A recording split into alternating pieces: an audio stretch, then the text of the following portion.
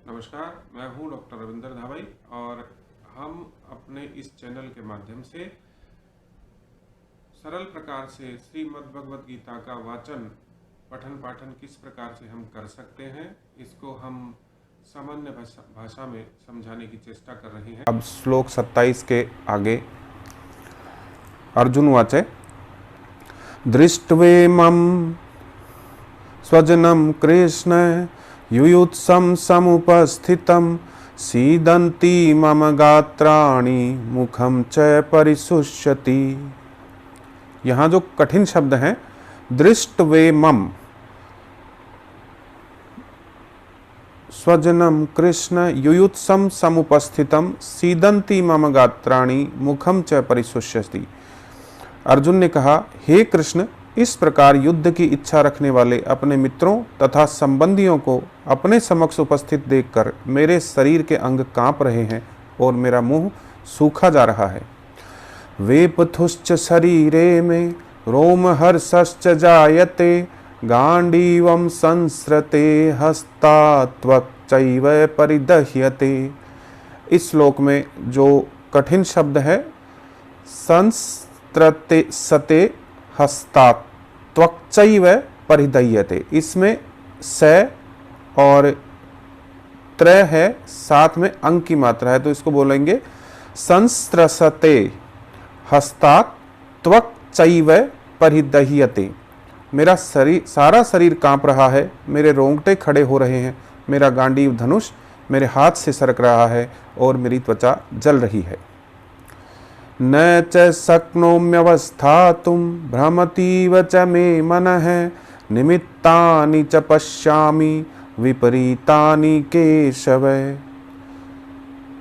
शक्नोम्यवस्थातुं भ्रमतीव च मे मनः निमित्तानि च पश्यामि विपरीतानि केशव। मैं यहाँ अब और अधिक खड़ा रहने में असमर्थ हूँ, मैं अपने को भूल रहा हूँ और मेरा सिर चकरा रहा है। हे कृष्ण, मुझे तो केवल अमंगल के कारण दिख रहे हैं। न च श्रेयोनुपश्यामि हत्वा स्वजनमाहवे न कांक्षे विजयम कृष्ण न च राज्यम सुखानि च। कठिन शब्द है। पहली पंक्ति में श्रेयोनुपश्यामि और दूसरी पंक्ति में कांक्षे, न कांक्षे विजयम कृष्ण न च राज्यम सुखानि च। फिर से पढ़ते हैं, न च श्रेयोनुपश्यामि हत्वा स्वजनमाहवे न कांक्षे विजयम कृष्ण न च राज्यम सुखानि च। हे कृष्ण, इस युद्ध में अपने ही स्वजनों का वध करने से ना तो मुझे कोई अच्छाई दिखती है और ना मैं उससे किसी प्रकार की विजय, राज्य या सुख की इच्छा रखता हूं। किम नो राज्येन गोविंद किम भोगैर्जीवितेन वा येषामर्थे कांक्षितं नो राज्यं भोगाः सुखानि च। त इमेव स्थिता युद्धे प्राणास्त्यक्त्वा धनानि च आचार्याः पितरः पुत्रास् तथैव च पितामहः। तो 32 नंबर श्लोक में जो थोड़ी सी कठिनाई है, जैसे भोगैर जीवितेन वा, यहाँ ऐ की मात्रा है, थोड़ा सा ध्यान रखने की आवश्यकता होती है। जहाँ भी ए और ऐ की मात्रा हो उन्हें स्पष्ट रूप से बोला जाए। भोगैर जीवितेन वा येषामर्थे कांक्षितं नो राज्यम भोगाः सुखानि च। तो जैसा हमने पहले भी बताया कि हर श्लोक की प्रत्येक पंक्ति को दो भागों में बोला जाता है, एक पहले और एक बाद में। यहाँ ध्यान रखने की आवश्यकता होती है कि हमें पंक्ति में जो पहले बोलने वाला हिस्सा है वो कहाँ समाप्त करके और थोड़ा सा हमें अंतर देना होता है। त इमेव स्थिता युद्धे, ये यहाँ पर जैसे समाप्त हो गया। प्राणास्त्यक्त्वा धनानि च आचार्यः पितरः पुत्रास्। तो 33 नंबर श्लोक में जहां पुत्रा के बाद में छोटा से आया है वहां तक हम पहले बोलेंगे और बाकी पंक्ति बाद में बोलेंगे। आचार्यः पितरः पुत्रास्। तथैव च पितामहः।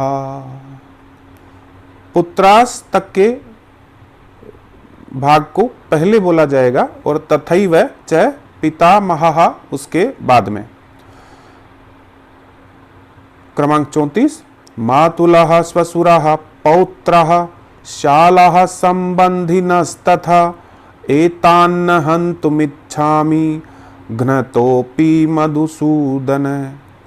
इसमें जो कठिन शब्द है 34 श्लोक में द्वितीय पंक्ति में एतान्न, एक छोटा न और एक बड़ा न इसमें दिखाई दे रहा है, तो इसको एतान नहीं बोल के एतान्न थोड़ा सा जोर से न बोला जाएगा। एतान्न हन्तुमिच्छामि घ्नतोऽपि मधुसूदन। घ्नतोऽपि में घ और छोटा न इसके नीचे दिखाई दे रहा है, तो इसे न के साथ में ही बोला जाएगा, घ्नतोऽपि मधुसूदन।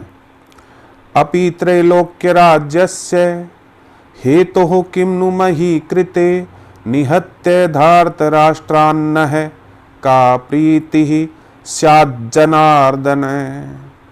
तो क्रमांक 35 में द्वितीय पंक्ति में धार्तराष्ट्रान्नः एक शब्द है, वही छोटा न और बड़ा न दोनों और साथ में धार्तराष्ट्रान्नः का प्रीतिः स्याज्जनार्दन। स्याज्जनार्दन में भी एक छोटा जय साथ में आता है, तो इसे थोड़ा सा जोर देकर बोला जाएगा, दोनों जय इसमें बोलने पड़ेंगे।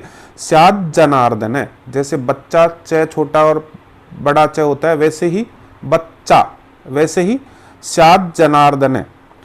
अपि त्रैलोक्य राज्यस्य हेतुः किं नु मही कृते निहत्य धार्तराष्ट्रान्नः का प्रीतिः स्याज्जनार्दन। हे गोविंद, हमें राज्य, सुख अथवा इस जीवन से क्या लाभ, क्योंकि जिन सारे लोगों के लिए हम उन्हें चाहते हैं वे ही इस युद्ध भूमि में खड़े हैं।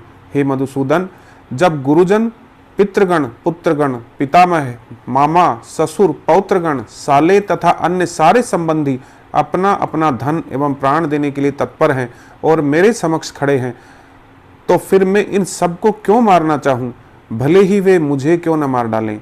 हे जीवों के पालक, मैं इन सबों से लड़ने को तैयार नहीं, भले ही बदले में मुझे तीनों लोग क्यों न मिलते हों। इस पृथ्वी की तो बात ही छोड़ दें, भला धृतराष्ट्र के पुत्रों को मारकर हमें कौन सी प्रसन्नता मिलेगी। क्रमांक 36, पापमेवाश्रये दस्मान् हत्वैतानाततायिनः तस्मान्नार्हा वयं हन्तुं धार्तराष्ट्रान् स्वबान्धवान् स्वजनं हि कथं हत्वा सुखिनः श्याम माधव। तो इस श्लोक में जो पहली पंक्ति आती है पापमेवाश्रये दस्मान्, तो लिखने में पूरा पंक्ति जो है एक साथ लिखी गई है, परंतु इसका आधा हिस्सा छोटे न तक पहले बोला जाएगा और उसके बाद का बाद में। पापमेवाश्रये दस्मान् यहां समाप्त करके थोड़ा अंतर देके हत्वैतानात तायिनः। पापमेवाश्रये दस्मान् हत्वैतानात तायिनः तस्मान्नार्हा वयं हन्तुं धार्तराष्ट्रान् स्वबान्धवान् स्वजनं हि कथं हत्वा सुखिनः श्याम माधव। यदि हम ऐसे आतताइयों का वध करते हैं तो हम पर पाप चढ़ेगा, अतः यह उचित नहीं होगा कि हम धृतराष्ट्र के पुत्रों तथा उनके मित्रों का वध करें। हे लक्ष्मीपति कृष्ण, इससे हमें क्या लाभ होगा और अपने ही कुटुंबियों को मारकर हम किस प्रकार से सुखी हो सकते हैं। नमस्कार, फिर मिलते हैं अगले एपिसोड में। धन्यवाद।